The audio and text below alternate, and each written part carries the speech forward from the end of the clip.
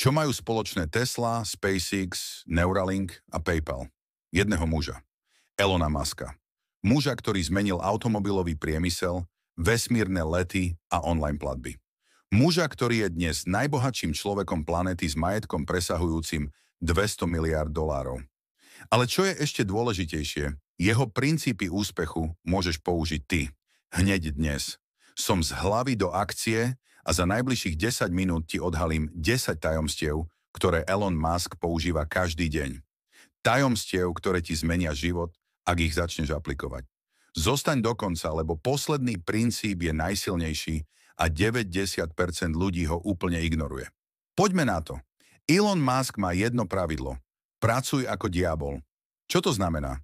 Musk pravidelne pracuje 90 až 130 hodín týždenne. To je 16 hodín denne, 7 dní v týždni.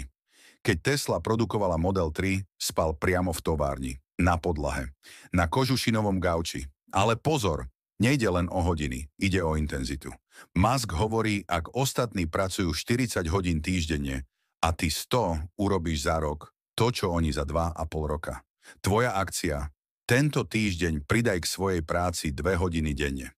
Nie na sociálne siete. Na tú vec, ktorá ťa posunie vpred. Pocítiš rozdiel už za týždeň. Rok 2008. Tesla je na pokraji bankrotu. SpaceX práve zlyhala s 3. raketou za sebou. Musk má pred sebou dve možnosti. Vzdať sa alebo investovať svoje posledné peniaze. Elon si vypožičal peniaze na prenájom. Vložil všetko do svojich firiem. Všetko. Bol som psychologicky na dne, hovorí Musk. Ale keď máš deti, nemôžeš sa vzdať. A čo sa stalo? Tesla dnes vyrába 1 000 000 aut ročne. SpaceX dopravuje astronautov na medzinárodnú vesmírnu stanicu. Ako zvládnuť krízy v 3 krokoch? Prvý, definuj najhorší možný scenár. Druhý, príjmi ho mentálne. Tretí, sústreď sa na riešenie, nie na problém. Bolesť je dočasná, vzdanie sa je večné. Tu je rozdiel medzi géniami a bežnými ľuďmi. Bežní ľudia kopírujú, géniovia sa pýtajú prečo. Musk používa myslenie z prvých princípov. Čo to znamená? Namiesto toho, aby prijal, že rakety musia stať 65 miliónov dolárov, sa pýtal, z čoho sa raketa skladá. Hliník, titán, palivo, elektronika. Celková cena materiálov?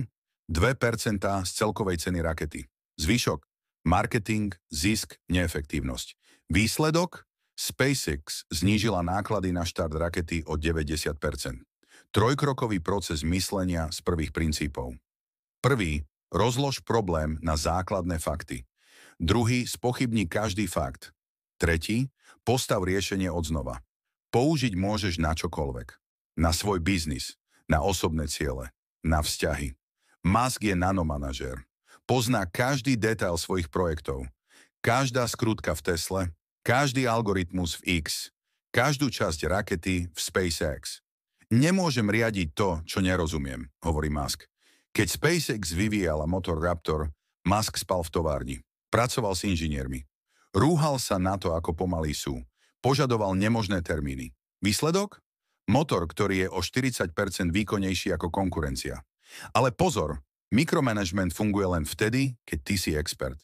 Tvoja akcia. Vyber si jeden projekt. Pochop ho do detailu. Potom ho veď. Rozdiel medzi vedením a kontrolou? Líder pozná cestu. Zatiaľ, čo iné firmy nakupujú komponenty, Musk si ich vyrába sám. Tesla, vlastné batérie, vlastné čipy, vlastný software.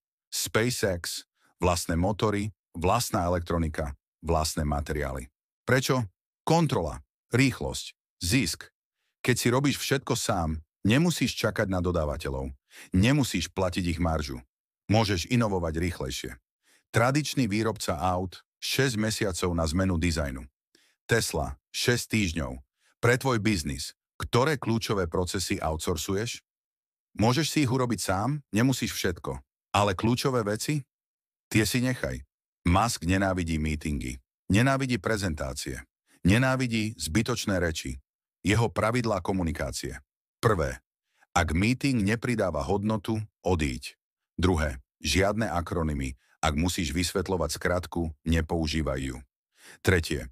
Menej hierarchie. Každý môže kontaktovať každého. Štvrté. Krátke e-maily, maximum 5 viet. Piate. Žiadne odpovedať všetkým, nerob spam. Typický Muskov e-mail, problém s batériou, riešenie do piatka. Kto za to zodpovedá? 15 slov. Jasné. Konkrétne. Deadline. 5 pravidiel efektívnej komunikácie. Prvé. Jedna myšlienka rovná sa jeden e-mail. Druhé. Deadline v každej žiadosti. Tretie. Žiadne zbytočné zdvorilosť. Štvrté. Konkrétne čísla namiesto veľa alebo málo. Piate. Výzva na akciu na konci. Zatiaľ, čo iní strácajú čas na meetingoch, Musk používa e-maily. Prečo? E-mail je asynchrónny. Nemusíš čakať na druhých. Môžeš premýšľať pred odpoveďou. Máš písomný záznam. Musk odpovedá na e-maily o 3 ráno. Cez víkendy. Dokonca z lietadla. Ale má systém. Musková e-mailová disciplína. Skontroluj e-maily 3-krát denne. Ráno, o obede, večer. Odpoveď do 24 hodín. Ak odpoveď trvá viac ako 2 minúty, naplánuj si čas na to. Používaj šablóny pre časté odpovede. Odhlás sa zo všetkého nepotrebného. Tvoja akcia. Nastav si čas beztlakového čítania e-mailov. 30 minút denne bez vyrušovania. Elon Musk nikdy nerobí len jednu vec. Jedlo plus čítanie e-mailov. Cvičenie plus telefonáty. Cesta autom plus audiokniha. Volá sa to batching, spojenie podobných aktivít. Typický Muskov deň. 6 hodina ráno, sprcha plus audiokniha o umelej inteligencii. 7 hodina, raňajky plus kontrola produkčných metrík. 8 hodina, cesta do práce plus biznis hovory. 9 až 12 hodina, hlboká práca, žiadne e-maily, žiadne hovory. 12 hodina, obed plus tímové aktualizácie. Po obede meetingy zhluknuté spolu s partnermi. Podvečer technický review. Neskoro večer, večera plus čas s rodinou. 2 hodiny pred spaním, e-maily plus strategické plánovanie. Tvoj batching systém. Spoj podobné úlohy, všetky hovorí naraz. Kombinuj pasívne s aktívnymi činnosťami. Využij mŕtvý čas, čakanie, cestovanie. Postav si bloky neprerušovania pre hlbokú prácu. Musk má obsesiu so spätnou väzbou, ale nie s pozitívnou, s negatívnou. Povedz mi, čo je zlé, nie čo je správne, hovorí svojim zamestnancom. SpaceX testuje rakety každý týždeň. Tesla robí crash testy každý deň. X nasadzuje aktualizácie každý deň. Rýchle cykly sa rovnajú rýchlemu učeniu sa, ktoré sa rovná rýchlemu pokroku. Feedback loop model. Prvé, postav rýchly prototyp. Druhé, zmeraj výsledky. Tretie, poučí sa z dát. Štvrté, zlepši a opakuj. Čím rýchlejšie prejdeš týmto cyklom, tým rýchlejšie sa zlepšuješ. Tvoja akcia. Požiadaj 5 ľudí o negatívnu spätnú väzbu na tvoj projekt. Nepros o komplimenty, pros o kritiku. Bolesť z kritiky je cena za pokrok. Tu je tajomstvo najúspešnejších ľudí sveta. Bill Gates číta 50 kníh ročne. Warren Buffett číta 8 hodín denne. Elon Musk sa naučil stavať rakety z kníh. Používajú 5-hodinové pravidlo, minimálne 5 hodín týždenne na vzdelávanie. To je hodina denne. 1 hodina. Čo číta Musk? Biografie inovátorov, Benjamin Franklin, Nikola Tesla. Sci-fi, séria Foundation od Asimova. Technické manuály a výskumné práce. História. O vojnách, impériách, vzostupe a pádoch. Prečo? Lebo história sa opakuje. Technológie sa vyvíjajú. Tvoja výzva. Začni tento týždeň. 1 hodina denne. Žiadne výhovorky. Čítaj knihy vo svojom obore. Sleduj vzdelávacie videá. Počúvaj podcasty. Študuj konkurenciu. Za rok budeš úplne iný človek. Ale tu je najdôležitejšie. Musk nepodniká pre peniaze. Podniká pre zmysel. Tesla? Zachrániť planétu od klimatických zmien. SpaceX ? Urobiť z ľudstva multiplanetárnu civilizáciu. Neuralink? Spojiť ľudský mozog s umelou inteligenciou. Peniaze sú len nástroj na realizáciu vízie, hovorí Musk. A tu je paradox. Keď sa sústreďuješ na zmysel namiesto peňazí, peniaze prídu sami. Ako nájsť osobné poslanie v 4 krokoch? Prvé, čo ťa nahnevá v tomto svete? Druhé, aký problém môžeš vyriešiť? Tretie, pre koho to robíš? Štvrté, ako budeš merať úspech?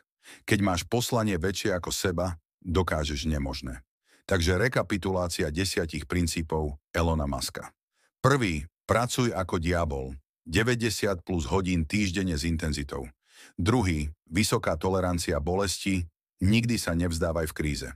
Tretí, myslenie z prvých princípov, spochybni všetko, postav odznova. Štvrtý, praktický mikromanažment, rozumej detailom.